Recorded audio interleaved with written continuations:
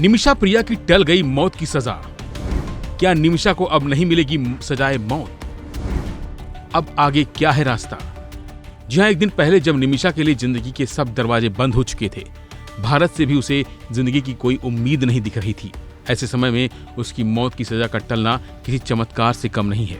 16 जुलाई को निमिषा को फांसी होने वाली थी, लेकिन शायद कुदरत ने निमिषा प्रिया की जिंदगी के अंत की तारीख 16 जुलाई को नहीं लिखी थी। तभी तो 15 जुलाई को कुछ ऐसा हुआ कि निमिषा की फांसी फिलहाल के लिए टल गई। जब यह खबर आई कि निमिषा की फांसी टल गई तो किसी को अपने कानों पर यकीन नहीं हुआ, क्योंकि भारत सरकार ने निमिषा को बचाने के लिए तमाम रास्तों के बंद होने की बात कही थी। लेकिन तभी उस शख्स की एंट्री होती है जिसने इस नामुमकिन से दिखने वाले काम को कर दिखाया, और वो थे भारत के ग्रैंड मुफ्ती शेख अबू बकर अहमद कंथापुरम, जो रहते तो थे उड़ीसा में, लेकिन भारत में बैठे बैठे उन्होंने कुछ ऐसा किया कि निमिषा प्रिया केस की दशा और दिशा बदल गई और निमिषा प्रिया की फांसी टल गई। अब सबके मन में यही सवाल है कि क्या निमिषा को मौत की सजा नहीं मिलेगी? तो इसका जवाब है कि निमिषा की मौत की सजा अभी सिर्फ टली है। हालांकि अब उम्मीद जताई जा रही है कि अगर ब्लड मनी समझौता हो गया तो शरिया कानून के तहत निमिषा को माफी मिल सकती है। इसके लिए निमिषा का परिवार और भारत सरकार दोनों कूटनीति और सामुदायिक प्रयासों में लगे हैं। फिलहाल उनकी मौत की सजा टल गई है, लेकिन अंतिम फैसला तलाल मेहदी के परिवार की सहमति और स्थानीय अदालतों पर निर्भर करेगा।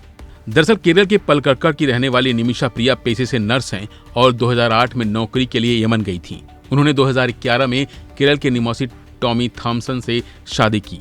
दोनों ने यमन में क्लिनिक खोलने की योजना बनाई, लेकिन स्थानीय साझेदार अनिवार्य था, इसलिए उन्होंने तलाल अब्दो मेहदी नाम के यमनी नागरिक से मदद ली। लेकिन बाद में मेहदी ने निमिषा को प्रताड़ित करना शुरू कर दिया। उसने दस्तावेज जब्त कर लिए और कथित तौर पर उसके साथ दुष्कर्म किया। 2017 में निमिषा ने अपनी साथी नर्स हन्नान की मदद से मेहदी को बेहोश कर दस्तावेज वापस लेने की कोशिश की। बेहोशी के लिए ज्यादा डोज देने के कारण मेहदी की मौत हो गई। घबराकर दोनों ने मेहदी का शव काटकर पानी की टंकी में फेंक दिया। हालांकि उन्हें गिरफ्तार कर लिया गया और 2018 में यमन की अदालत ने मौत की सजा सुनाई, जिसे यमन की सुप्रीम कोर्ट और राष्ट्रपति ने भी बरकरार रखा। फिलहाल के लिए बस इतना ही। बाकी अपडेट के लिए बने रहिए वन इंडिया हिंदी के साथ।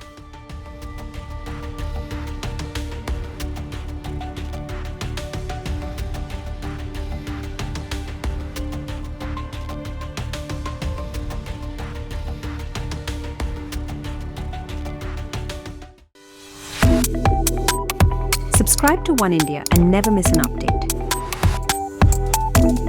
Download the One India app now.